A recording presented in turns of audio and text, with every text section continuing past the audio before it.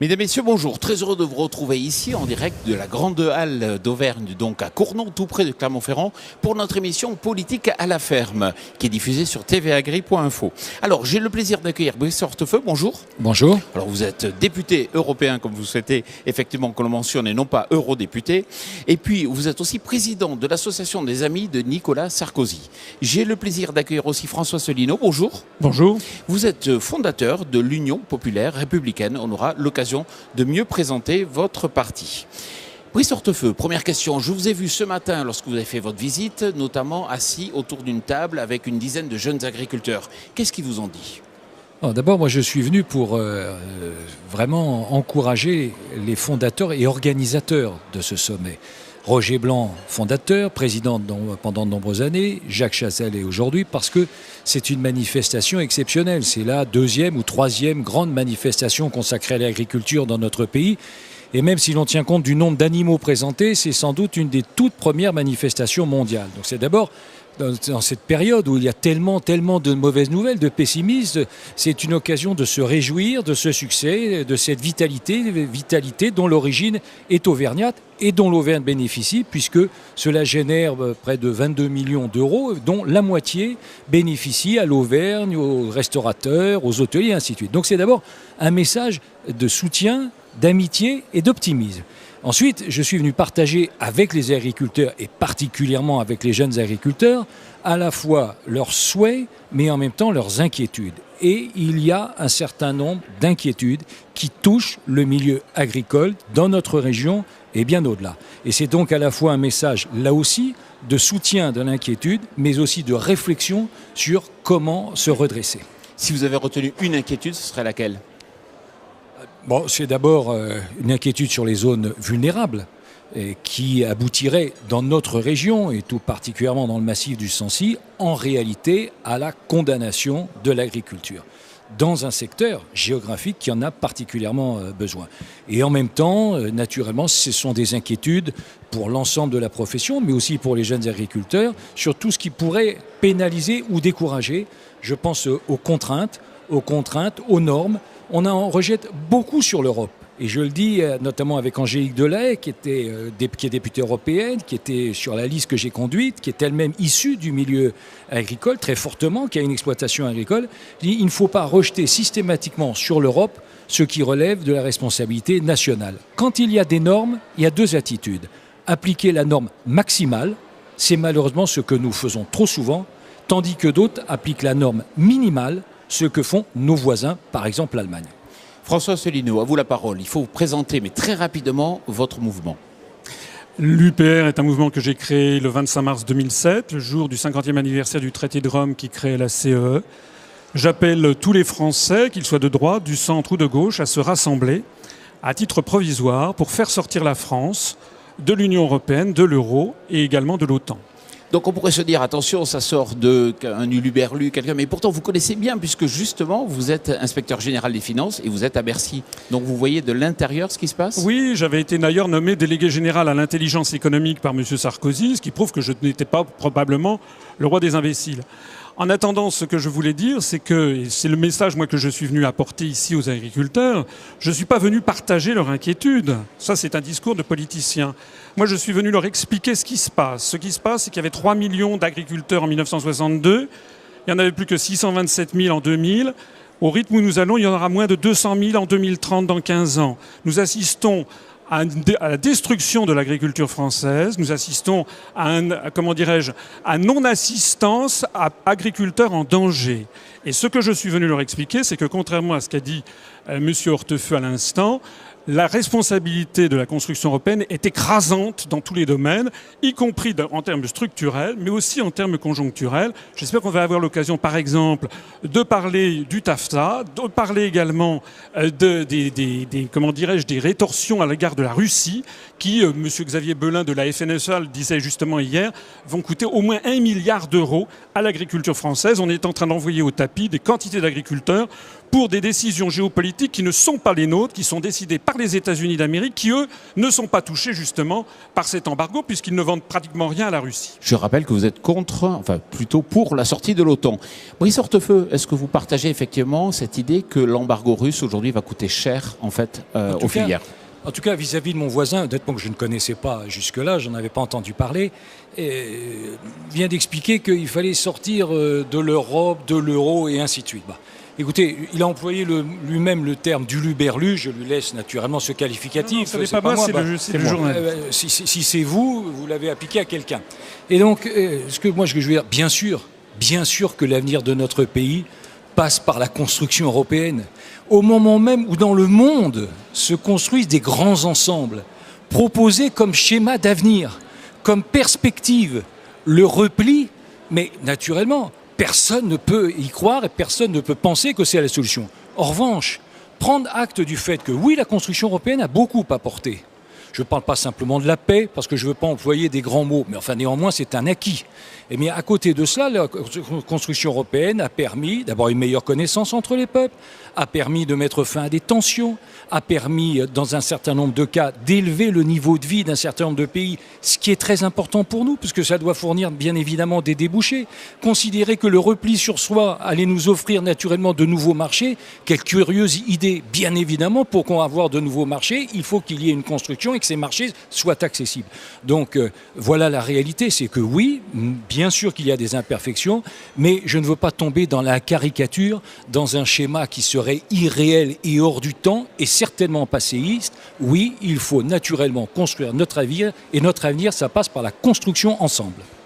Sur la question de l'embargo, je vais vous redonner quand même la parole juste après. L'embargo. Oui, sur l'embargo, notamment avec Angélique Delahaye, qui est elle-même très au cœur de ce sujet, puisque c'est un embargo, je parle des denrées agricoles et des mesures de rétention, c'est un sujet majeur. C'est une décision politique qui a été prise, ça c'est un autre sujet, mais cette décision politique ayant été prise, cela pénalise un certain nombre de professions, notamment dans le milieu agricole, notamment dans le milieu des éleveurs et des producteurs de fruits et légumes.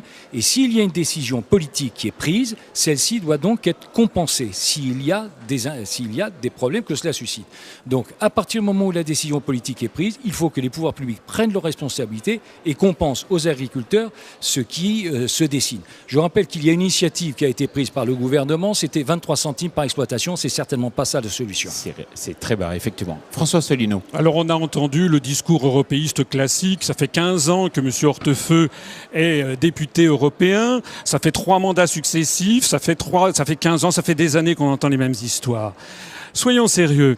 Est-ce que quand vous allez dans un hypermarché, vous ne constatez pas qu'il y a des produits agricoles qui viennent du monde entier ? Donc la France étant sortie de l'Union européenne aura bien entendu pourra commercer avec le monde entier et y compris avec les pays européens.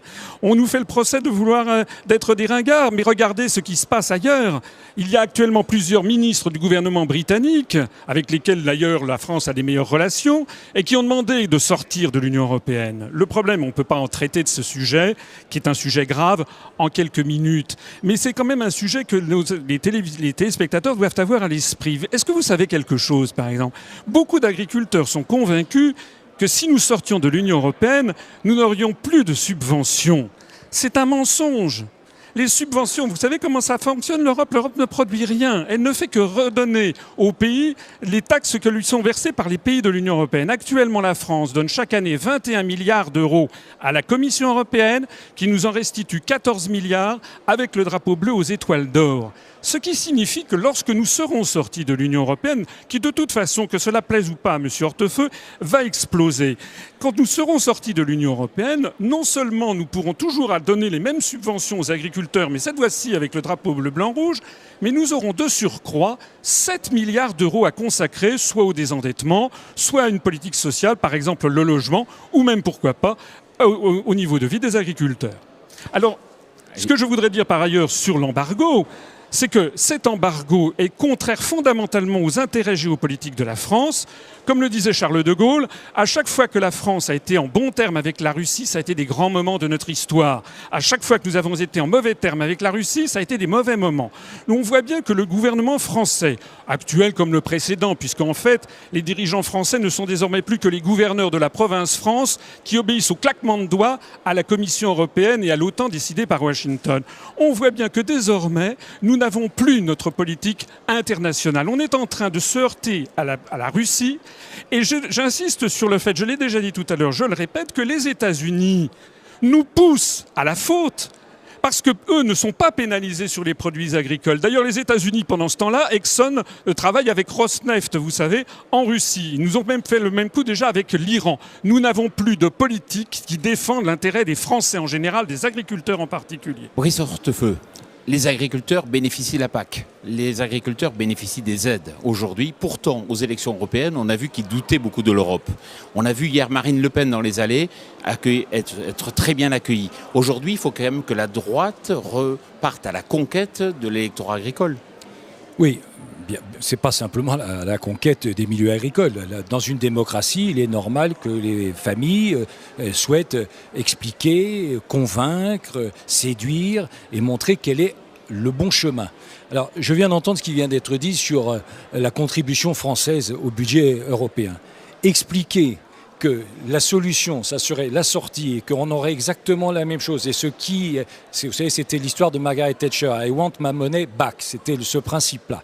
Et bien, expliquer que la solution, ce serait donc, voilà, nous sortons de l'Europe et penser que ce que nous ne donnons pas à l'Europe nous bénéficierait immédiatement et qu'il n'y aurait naturellement aucune autre contrainte, naturellement, c'est une vue de l'esprit.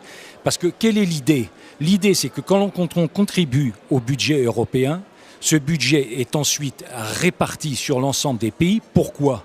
Parce que chacun comprend, ce qui est très simple, que l'élévation du niveau de vie dans un certain nombre de pays, notamment depuis 2004, nous avons accueilli des pays qui étaient des pays issus de l'Est, qui sont toujours géographiquement à l'Est, mais qui n'appartiennent plus au système politique dit de l'Est. Eh bien, l'élévation de ce niveau de vie, naturellement, ça crée un grand marché, ça crée des consommateurs, ça fait travailler nos entreprises. Vous savez, l'Europe est notre principal partenaire.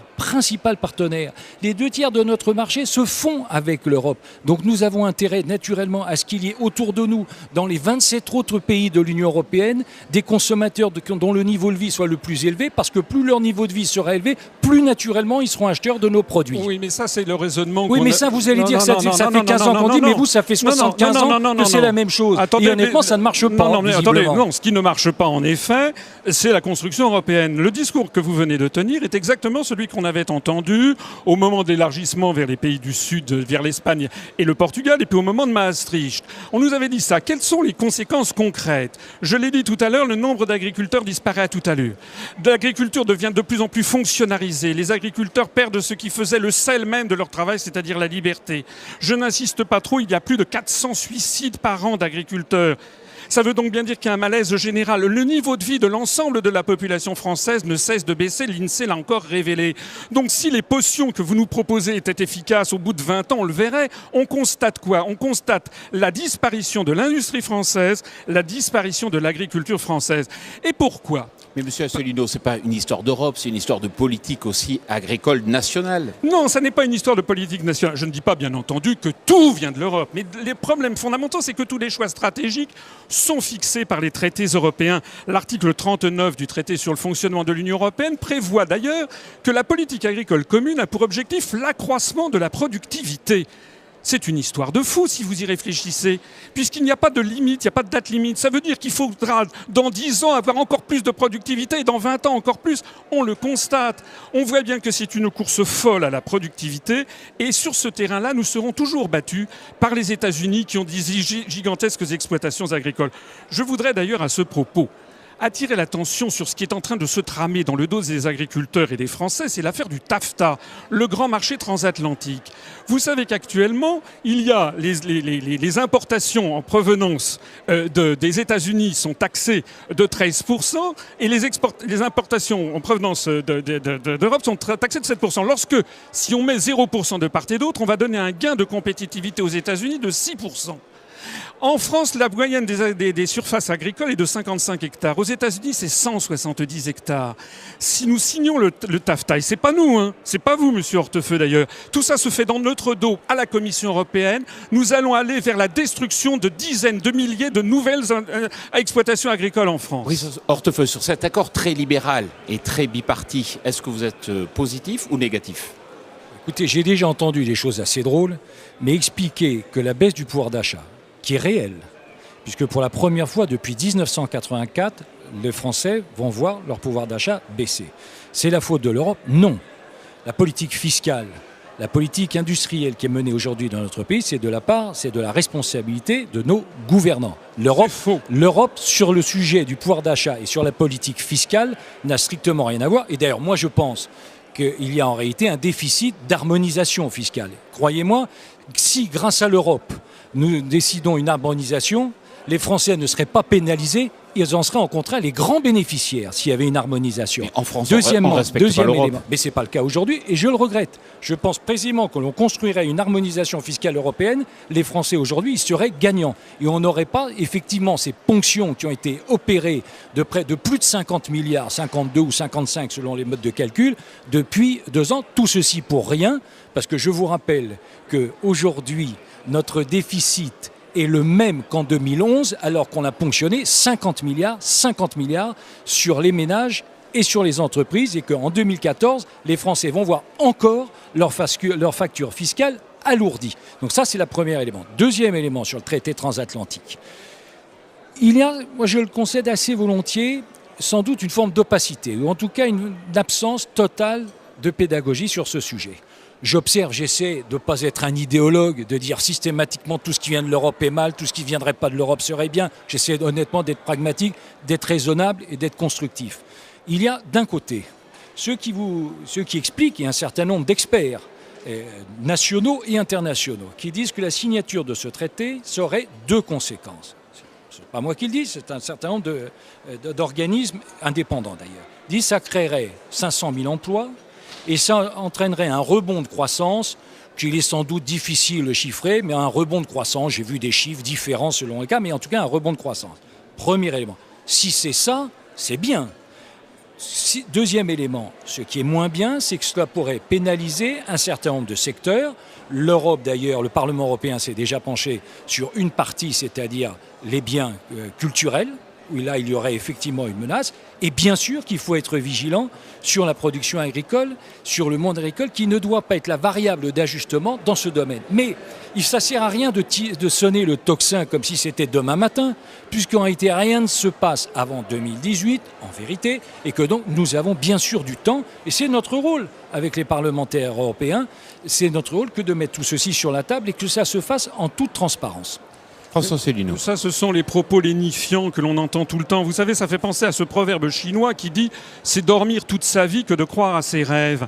Monsieur Hortefeux dit « il faudrait qu'il y ait une harmonisation fiscale à 28 ». Oui, mais ça n'aura jamais lieu, parce que les pays où la fiscalité est inférieure n'ont justement pas intérêt à harmoniser, puisqu'ils sont les grands bénéficiaires, notamment des délocalisations à l'intérieur de l'Union européenne. Donc vous regrettez la construction européenne. Oui, c'est pas tout à fait cohérent avec le début, très honnêtement. Mais pas du tout. Je dis que ça ne peut pas fonctionner. Donc quand quelque chose ne fonctionne pas, comme disait le général de Gaulle, quand on est couillonné, on dit je suis couillonné, je m'en vais. Eh bien les Français ont été couillonnés avec cette affaire. Il faut quand même bien comprendre quelque chose sur cette affaire de TAFTA. C'est qu'encore une fois, j'insiste, la France n'est pas compétitive. Les entreprises agricoles françaises, les exploitations agricoles ne sont pas dans leur grande majorité compétitives par rapport aux méga exploitations qu'il y a en Amérique du Nord. Ne croyez surtout pas à ces bobards qui vous sont annoncés toujours à l'avance sur le thème il va y avoir plus de croissance. On a fait le coup aux Français pour l'affaire de Maastricht. On a fait le coup aux Français pour l'euro. Ils peuvent constater maintenant que le désastre est là. Il faut vraiment que les Français aient du bon sens. Et je pense que les agriculteurs en ont, qu'ils regardent les choses en face, qu'ils fassent le bilan de ce qui a été fait, parce que jamais on ne fait le bilan, qu'on compare les résultats aux promesses qui avaient été effectuées. François Célineau, je vous ai écouté à l'émission de Laurent Ruquier il y a 15 jours, donc vous avez eu 40 minutes, je ne sais pas, d'interview. 10 minutes. Oui. Vous employez des mots d'une autre époque. Pourquoi choisir par exemple un programme qui s'inspire du Conseil national, la résistance de 1944 ? Pourquoi aujourd'hui vous parlez de patriotisme économique ? Ces mots sont forts. Mais ce sont des mots qui correspondent à ce que veut le peuple français. On est quand même maintenant dans une situation en France où on considère comme anormal que les Français puissent décider de leur avenir collectif. Nous voulons sortir de l'Union européenne, non pas bien entendu pour se refermer du reste du monde. Ça, ce sont les propos polémiques. Nous voulons au contraire que les Français fassent ce qui se passe dans le reste du monde. Parce que contrairement à ce que disait M. Hortefeux tout à l'heure, la construction européenne est imitée absolument nulle part ailleurs dans le monde. Et que font par exemple les Thaïlandais, les Chinois, les Canadiens, les Argentins pour protéger leurs agriculteurs? Ils ne font absolument pas ce que nous faisons. Le vice de conception de la construction européenne, c'est que nous nous allions à 27 autres pays qui ont des intérêts radicalement différents. Il est bien évident que les pays scandinaves, par exemple, sont en faveur d'avoir les prix les plus bas du marché. Mais nous avons une agriculture de qualité. Nous sommes un pays avec des terroirs. Nous avons un pays qui était traditionnellement le grenier de l'Europe. Nous n'avons pas les mêmes intérêts. Quand on n'a pas les mêmes intérêts, eh bien, on se sépare à l'amiable. Il y a d'ailleurs un article dans les traités, c'est l'article 50 du traité de l'Union européenne, qui prévoit que l'on peut sortir de l'Union européenne. Donc, s'il y a un article, c'est bien qu'on peut le faire. Et moi, ce que je fais avec le mouvement politique que j'ai créé, qui d'ailleurs est en croissance exponentielle, puisque nous avons dépassé les 6000 adhérents, eh bien, ce que nous proposons, c'est tout simplement déjà qu'on en discute et de voir les conséquences d'une sortie de l'Union européenne. Les gens auront beaucoup de surprises quand ils découvriront tout ce que l'on peut faire si on sort de l'Union. Laissons la parole à Brice Hortefeux. Oui, M. Asselineau fait référence, ce qui est d'ailleurs très sympathique, beaucoup au général de Gaulle. Il a parfaitement raison. Et d'ailleurs, la construction européenne a été poursuivie par le général de Gaulle, par Georges Pompidou et par ses successeurs de la famille gaulliste. Donc c'est un peu contradictoire de faire référence à quelqu'un qui, a contribué aussi à la construction européenne. Ça n'était pas la même. Bien sûr. Bon, deuxième élément, mais ça, honnêtement, c'est un peu court comme argument. Deuxième élément, il y a quand même quelque chose qu'il faut que chacun sache. Aujourd'hui, nous faisons partie, nous, la France, de ce qu'on appelle le G8. C'est-à-dire le rassemblement des 8 grandes premières puissances mondiales, économiques et financières, et nous pouvons peser dedans. Avec l'évolution des puissances émergentes, des grands ensembles, eh bien chaque année, ceux qui en font partie, c'est-à-dire le Royaume-Uni, c'est-à-dire l'Allemagne et c'est-à-dire la France, on en sortira un par un. C'est-à-dire que dans 20 à 30 ans, dans le futur G8, il n'y aura aucun de chacun de ces 3 pays. Tandis que si nous sommes unis, si nous arrivons précisément à parler de plus en plus d'une voix, non seulement aujourd'hui nous sommes la première puissance économique, l'Europe est la première puissance économique mondiale, mais nous serons toujours dans cet organisme. Et moi qui suis très attaché à mon pays, qui suis aussi très patriote, et certainement pas moins que mon voisin, dont je ne connaissais pas encore une fois le courant, mais que je respecte, mais je ne suis pas moins patriote que lui, eh bien je veux que mon pays commence à peser. Et pour qu'il puisse peser, cela passe, je vous le donne, c'est un élément chiffré, c'est un élément incontestable, cela passe bien sûr par la construction européenne. Je veux que mes enfants puissent vivre dans un pays qui soit dans un ensemble qui continuera à peser. C'est ça la réalité. Et c'est certainement pas par le repli, par la frilosité, par les petites frontières, par les petites ambitions, par la préservation de ce que l'on croit être un acquis qui sera en fait condamné si précisément on y renonce. Brice Hortefeux, on parlait politique nationale. Vous avez aujourd'hui la présidence du Sénat. Concrètement, qu'est-ce que ça va changer pour les agriculteurs? D'abord, concrètement, les sénateurs sont issus pour une très grande partie, un peu moins parce que le gouvernement actuel a changé le corps électoral et a donc diminué la part du milieu rural dans le choix des sénateurs. Mais il ne reste pas moins que le Sénat reste fidèle à sa tradition, et qui est de protéger les collectivités territoriales. Et comme dans notre pays, il y a 36 000 communes, eh bien protéger donc les communes. Et comme les communes sont beaucoup des communes rurales, donc de défendre la ruralité. C'est sans doute une assemblée d'équilibre dans laquelle la préoccupation du monde rural est la plus forte. Et regardez d'ailleurs, si vous comparez l'Assemblée nationale et le Sénat, eh bien, vous avez une représentation beaucoup plus importante au Sénat du milieu agricole. Mais moi, je siège au Parlement européen et ma fierté, c'est que le groupe auquel j'appartiens compte 2 responsables éminents, reconnus, incontestés du monde agricole, à commencer naturellement par Angélique Delahaye, qui a dans la région centre, et qui est elle-même exploitante agricole, une exploitante productrice de fruits et légumes, qui crée d'ailleurs de l'emploi, puisqu'il y a plus de 40 personnes, et qui bien évidemment exporte en Europe. Vous parlez souvent de l'arbre du référendum, concrètement pour écouter les agriculteurs ou le peuple français. Pourquoi? Ça vous semble une arme efficace? De façon générale, il faut rendre la parole au peuple français. Je regrette que mon interlocuteur ait encore ressorti les mêmes bobards sur la France isolée, la France ceci, la France cela. Plus on construit l'Europe et plus la France est en train de moi, disparaître. Je ne vous parle pas de bobards. Bon, Donc, puisque vous faites référence à l'histoire, appliquez la langue française et choisissez des mots qui soient des mots plus républicains. Plus républicains, s'il vous plaît, monsieur. Plus on construit... écoutez, à propos de République, vous savez que la République française, la Constitution a prévu dans l'article 4 que les partis politiques doivent respecter le principe de souveraineté nationale. Donc tous les partis européistes violent l'article 4 de la Constitution de la Ve République, excusez-moi. Bon, ça, je ne m'y attendais pas. Il faut reconnaître que c'est assez inattendu. C'est un argument que je vous suggère de cultiver. Quant aux députés européens, puisqu'on parle des députés européens, vous savez combien ils gagnent? Ils gagnent à peu près, s'ils vont bien aux séances, à peu près 15 000 € par mois et à peu près net d'impôts. Donc ça, effectivement, on comprend qu'il y a des gens qui veulent avoir la place. Nous, ce que nous disons, c'est que plus on construit l'Europe et plus la France disparaît de la surface du monde. C'est ça la réalité. Et que l'on ne vienne pas nous dire qu'on est fort, etc. Parce que lorsqu'il s'agit d'aller à la grande exportation, chacun y va avec ses propres armes. Par exemple, Renault s'est allié avec le japonais Nissan pour mieux combattre.